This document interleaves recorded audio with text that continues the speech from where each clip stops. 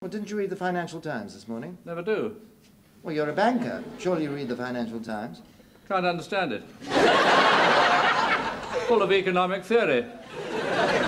Why'd you buy it? Oh, you know, it's part of the uniform. Took me 30 years to understand Keynes' economics. And then when I just cottoned on, everyone started getting hooked on these new monetarist ideas. You know, I Want to Be Free by Milton Schulman. Milton Friedman. Why are they all called Milton? Anyway, I've only got as far as Milton Keynes. Maynard Keynes. I'm sure there's a Milton Keynes. Well, yes, there is, but yes,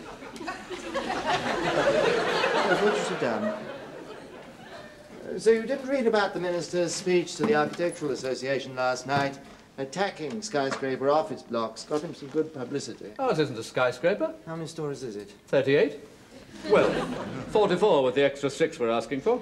Yes, well, he was talking about the maximum tolerable height as being 8, you see. But damn it, Humphrey, surely you can talk him out of it. I mean, you know, sort of work him upwards. 8, 12, 18... I mean, that's your job, isn't it? Talking him out of things? Yes. But don't forget there was a promise to prevent any more high-rise buildings in the environment section of the manifesto. Oh, does that scupper it, then? Well, not necessarily.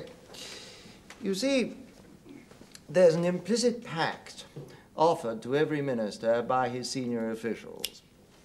If the minister will help us to implement the opposite policy to the one that he's pledged to, which once he's in office he will see as obviously incorrect, we will help him to pretend that he is in fact doing what he said he was going to do in his manifesto.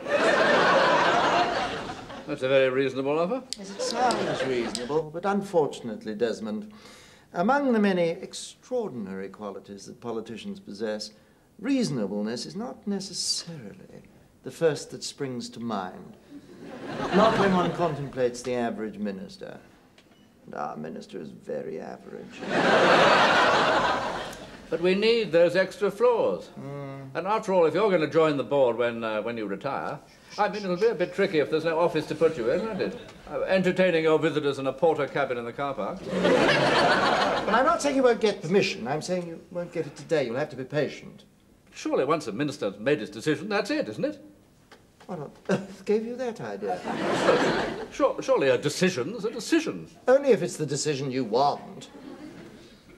If not, it's just a temporary setback. Ministers are like small children. They act on impulse. They want something desperately. The next day, they've forgotten they ever asked for it. Yes, but he is a minister of the Crown. Yes, you know why he's called a minister of the Crown, don't you? Huh? Because he's always talking off the top of his head. Or through the back of it.